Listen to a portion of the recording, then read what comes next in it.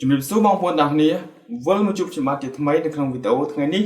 ខ្ញុំនឹងធ្វើការចែករំលែកជូនបងប្អូនទាំងគ្នានៅបទពិសោធន៍ចំណេះដឹងទាក់ទងទៅនឹង Facebook Page ដែលនៅក្នុងមេរៀនថ្ងៃនេះគឺខ្ញុំនឹងលើកឡើង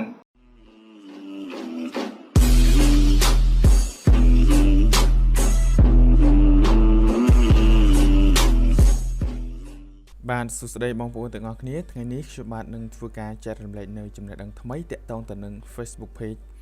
អញ្ចឹងដំបូងឡើយបងប្អូនចូលទៅកាន់ Facebook របស់បងប្អូនហើយចូលទៅកាន់ Page របស់បងប្អូនអញ្ចឹងទៅលើ Page ខ្ញុំឧទាហរណ៍ Page Troll You នេះថ្ងៃនេះគឺខ្ញុំនឹងធ្វើការបង្ហាញទាក់ទងទៅនឹងមេរៀនមួយអញថាថ្ងៃនេះគឺមេរៀនទី4ហើយបងប្អូនអញ្ចឹងទាក់ទងទៅនឹង Page Quality អញ្ចឹងដើម្បីដឹងថាគុណភាពនៃ Page របស់បងប្អូនល្អឬមិនល្អបងប្អូនចូលកន្លែងនេះបើសិនជាឃើញបែបនេះ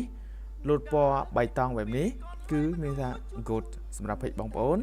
អញ្ចឹងនេះក៏មានបញ្ជាក់ដែរ Your page has no restriction or violations អូខេអញ្ចឹងគឺអត់គេថាអត់មានបញ្ហាអីទេ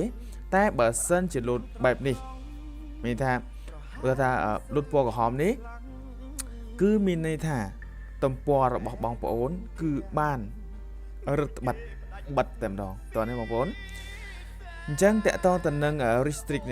restriction នេះគឺលោតពណ៌ក្រហមដោយសារតែគេថាខុសទៅលើគោលការណ៍ច្រើនអូខេមួយទៀតគឺ violation តកតទៅនឹងកន្លែងនេះគឺលោតពណ៌លឿងអញ្ចឹងពណ៌លឿងនេះគឺដោយសារតែបងប្អូនបំពេញទៅលើ policy ឬក៏លក្ខន្តិកៈនៅក្នុង page ដើម្បីឲ្យដឹងលក្ខន្តិកៈបងប្អូនអាចចុចមកកន្លែង learn more អញ្ចឹងបងប្អូនចុចមើលខ្លួនឯងទៅអំពី policy នៅក្នុង Facebook page តោះនេះបងប្អូនឬក៏ទំព័រនៅក្នុងទំព័រនៃ Facebook page ហ្នឹងបើសិនជាអង់គ្លេសគឺ Facebook page ឬក៏ page ណាសម្រាប់ភាសាខ្មែរគឺទំព័រអញ្ចឹងទំព័ររបស់បងប្អូនអូខេនេះគឺជាចំណុចឬក៏មេរៀនទី4គឺមានតែប៉ុណ្្នឹងទេអញ្ចឹងបើសិនជាបងប្អូនឃើញលោតពណ៌នេះគឺ good ណាតែបើលោតពណ៌ក្រហមឬពណ៌លឿងអាហ្នឹងបងប្អូននឹងដឹងថាខ្លួនឯងជាប់ឲ្យគេហើយផុសប៉ះពាល់គេអត់អញ្ចឹងណាបងប្អូនអូខេអញ្ចឹងតកតងទៅនឹងចំណុចមេរៀនទី4នេះគឺបញ្ចប់ត្រឹមតែប៉ុណ្ណេះអរគុណបងប្អូនសម្រាប់ការតាមដានឥឡូវខ្ញុំចូលទៅកាន់មេរៀនទី5ដោយសារតែកន្លែងនេះគឺខ្លីទេអូខេឥឡូវចូលមេរៀនទី5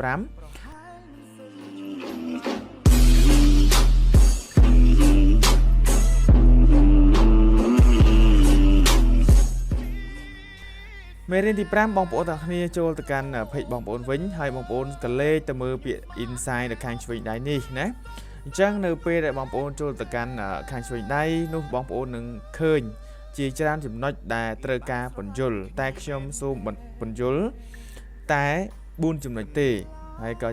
ខ្ញុំគិតថាសំខាន់នៅ4ចំណុចហ្នឹងទី1ខ្ញុំពន្យល់ពាក្យ people សិនអូខេបងប្អូនឥឡូវខ្ញុំពន្យល់ពីក្រោមដល់លើវិញចុះ people ណាអញ្ចឹងសម្រាប់ people គឺដឹងថាអតិថិជនឬក៏ audience ឬក៏គេថាទស្សនិកជនអ្នកគាំទ្របងប្អូនមានប្រុសប្រមាណអ្នកស្រីប្រមាណអ្នកដោយ like បងប្អូនគ្រាន់តែមើលកន្លែងនេះ woman នារីណាអូខេអញ្ចឹង 40% នៅក្នុង page របស់ខ្ញុំអញ្ចឹងចង់ដឹងថា page របស់បងប្អូនមានចំនួន like ប្រមាណអញ្ចឹងបងប្អូនចូលទៅកាន់ page បងប្អូនវិញទៅនឹងដឹងហើយតើណាអញ្ចឹងសម្រាប់ចំនួនអ្នក like page របស់ខ្ញុំឥឡូវខ្ញុំចូលទៅមើលកុំឲ្យថាអត់បានបង្ហាញទាំងអស់អញ្ចឹងអូខេបងប្អូនចូលមកកាន់ more នេះទៅចូល community អញ្ចឹងបងប្អូនឃើញនេះ like ប៉ុណ្ណឹងនេះ follow ប៉ុណ្ណឹងអញ្ចឹង like 138 follow 150អូខេបងប្អូនចូល page inside វិញអញ្ចឹងបងប្អូនចូលទៅកាន់ people ហើយបន្តមកទៀតនេះចំនួននារី follow ហើយនឹងប្រុសណាបុរសមែនយើងអញ្ចឹងនៅក្នុងការមើលនេះយើងក៏អាចដឹងថាតើនៅក្នុងចន្លោះអាយុប្រហែល13ទៅ17គឺនារីត្រឹមតែ 2% ប៉ុណ្ណោះប្រុស 1% ដល់ពេលចន្លោះពីអាយុ18ដល់24ឆ្នាំនារីមើលតិចជាងបុរសណានេះបុរស32នារីតែ29ទេអញ្ចឹងសម្រាប់ពី25ដល់34ឆ្នាំគឺនារីត្រឹមតែ 7% ហើយបុរសយើងគឺ 20% នេះគឺ35ចឹងបងប្អូនអាចមើលអាយុកន្លែងនឹងបាននេះអាយុបងប្អូនណាកន្លែងចន្លោះកណ្ដាលនេះអាយុអញ្ចឹងបងប្អូនងាកមកខាងក្រោមទៀតគឺមាន country អូខេនេះគឺប្រទេសដែលជា fan របស់យើងនេះគឺទីក្រុងគឺមានរាប់បញ្ចូលទាំងអស់ឧទាហរណ៍នៅជប៉ុនមានទីក្រុងគេគឺមានលឿននឹងស្រាប់តោះនេះបងប្អូននេះគឺភាសាដែលគាត់ប្រើប្រាស់នៅក្នុង Facebook របស់គាត់តោះនេះបងប្អូនអូខេនឹងសម្រាប់អ្នក like page ចុះសម្រាប់អ្នក follow អូខេបងប្អូនចូលកន្លែង follow គឺមានប្រុសច្រើនដូចគ្នានេះ follow នេះកន្លែងនេះគឺ like នេះ follow ហើយនេះគឺ people rich នេះបងប្អូនមើលឲ្យច្បាស់ខាងលើនេះ people rich អញ្ចឹងអ្នកដែលគាត់តែអូកាត់ហ្នឹងសម្រាប់ rich អញ្ចឹងអ្នកអូកាត់គឺក្នុងចន្លោះ25ទៅ34គឺច្រើន engagement people engagement អញ្ចឹងកន្លែងនេះគឺមើលអត់ឃើញទេតែ page បងប្អូនខ្លះគឺអាចមើលឃើញ engagement មានន័យថា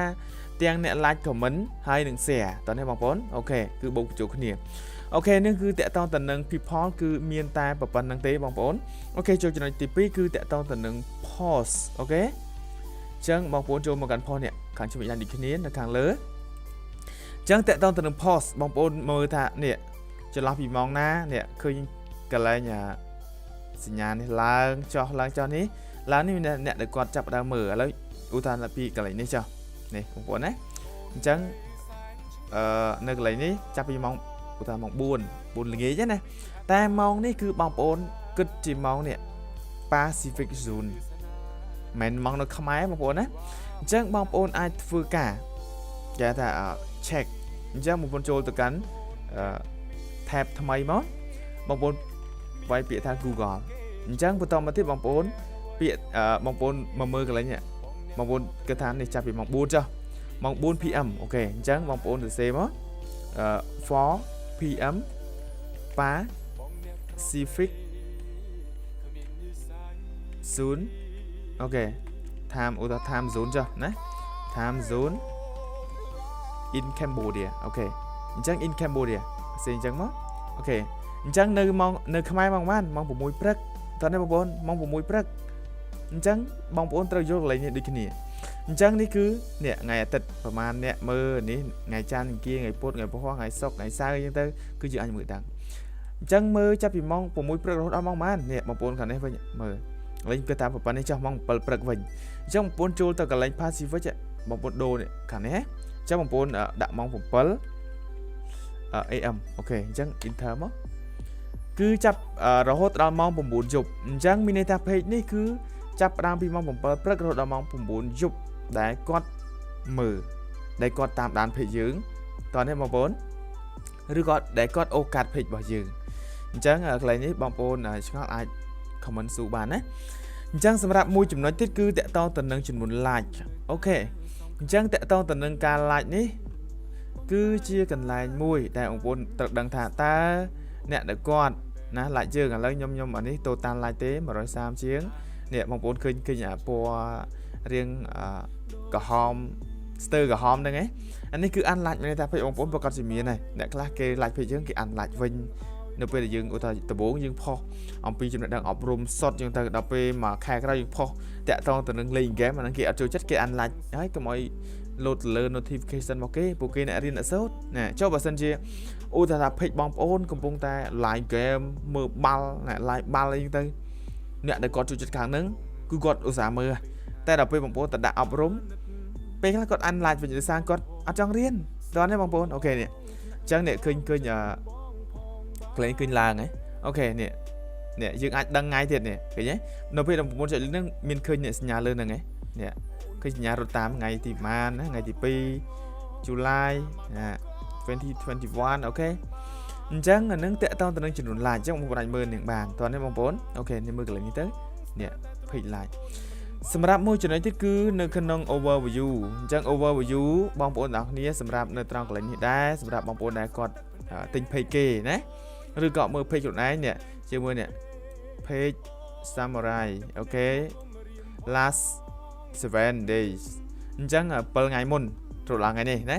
អញ្ចឹងអ្នកដែលគាត់នេះ action on page អានេះអត់បង្ហាញទេ page view អញ្ចឹងមានអ្នកមើលណាក្នុងចំណោម100%ក្នុងចំណោម2នេះមាន100%អ្នកមើលណា ហើយនេះ like page អញ្ចឹងយើងគិតជាភាគរយក្នុងនេះ reach អូខេអញ្ចឹងមានច្រើនបើសិនឃើញ load ពណ៌បៃតងទាំងអស់គឺ good នៅក្នុង page បងប្អូនតែខ្ញុំសូមបញ្ជាក់កន្លែងនេះបន្តិចឧទាហរណ៍ថានៅក្នុង page បងប្អូនអាចនឹងមានការធ្លាក់ចុះដោយសារតែឧទាហរណ៍ថ្ងៃនេះមាន like 1000អ្នកចុះអញ្ចឹងបើសិនជានៅក្នុងថ្ងៃបន្ទាប់អ្នក like ក្រោម 1000 វានឹងអាចធ្លាក់ចុះហើយតើនេះបងប្អូនអាចនឹងធ្លាក់ចុះឬក៏អាចនឹង 0% កន្លែងហ្នឹង 0% តែពណ៌បៃតងហ្នឹងតែបើសិនជា load ពណ៌ក្រហមមានថាទៅលើចំនួន like អ្នកមើលគឺធ្លាក់ចុះតើនេះអញ្ចឹងដើម្បីកុំឲ្យវីដេអូរបស់យើងគេថាឬក៏ page របស់យើងធ្លាក់ចុះធ្វើម៉េចបងប្អូនធ្វើម៉េចឲ្យវីដេអូក៏ដូចជាpage បងប្អូនវីដេអូបងប្អូនសកម្មភាពបងប្អូនទាំងរូបភាពអីផ្សេងគឺផុសទៅទាក់ទាញចាប់អារម្មណ៍អូខេនេះគឺតាក់ទងទៅនឹង page insight បងប្អូនសម្រាប់ទៅលើមេរៀនគឺខ្ញុំសូមបញ្ចប់ត្រឹមតែប៉ុណ្ណេះតាក់ទងទៅនឹងមេរៀនទី4និងទី5អរគុណបងប្អូនសម្រាប់ការតាមដានទស្សនានៅវីដេអូរបស់ខ្ញុំហើយសូមបងប្អូនទាំងអស់គ្នាចូលទៅ page របស់ខ្ញុំហើយចុច like និង follow ម្នាក់មួយហើយសម្រាប់Facebook គឺខ្ញុំមានដែរហើយ Facebook សម្រាប់ YouTube ក៏ខ្ញុំមានដែរអញ្ចឹងបងប្អូនអាចចូលទៅកាន់ YouTube របស់ខ្ញុំបានអញ្ចឹង YouTube របស់ខ្ញុំគឺឈ្មោះរបស់ខ្ញុំដូច page ដែរអូខេបងប្អូនគ្រាន់តែវាយពាក្យ CHOEUM clear THOEUNG enter ទៅអញ្ចឹងនឹង load អូខេនេះគឺ channel របស់ខ្ញុំគឺដាក់ឈ្មោះរបស់ខ្ញុំអក្សរខ្មែរអត់មានដាក់រូបទេគឺដាក់រូបដែរប៉ុន្តែមិនមែនរូបមនុស្សគឺលេខជាអក្សរអូខេនេះឈ្មោះ channel YouTube របស់ខ្ញុំអញ្ចឹងនេះគឺមេរៀនខ្ញុំបង្កើតធ្វើការចែករំលែកទោះបីជាអត់មានអ្នកមើលច្រើនតាមដានច្រើនក៏អត់ជាបញ្ហាតែដោយសារតែស្រឡាញ់ក៏ដូចជាពេញចិត្តទៅលើការចែករំលែកចំណេះដឹងថ្មីជូនបងប្អូនទាំងគ្នាបងប្អូនទាំងនេះក៏ចុចsubscribe និងរូបកណ្ដឹងដើម្បីទទួលបាននៅវីដេអូថ្មីពី channel YouTube ក៏ដូចជាអ្វីផ្សេងៗដែលខ្ញុំធ្វើការបង្ហាញឬក៏ upload នៅក្នុងហ្នឹងបាទបងប្អូនទាំងគ្នាអរគុណសម្រាប់ការតាមដាននៅក្នុងវីដេអូនេះតាំងពីដើមរហូតដល់ទីបញ្ចប់អរគុណបងប្អូនសម្រាប់ការចំណាយពេលវេលាដ៏មានតម្លៃសូមជូនពរបងប្អូនទាំងគ្នាទទួលបានជោគជ័យគ្រប់កិច្ចការងារនិងសុខភាពល្អជៀសឆ្ងាយពីជំងឺ COVID-19 តែណាមកណាគឺរក្សាកម្រិតហើយគ្រប់តាមវិធានការរបស់រដ្ឋាភិបាល3ការពារនិង3កុំអរគុណបងប្អូនទាំងគ្នាបាយបាយ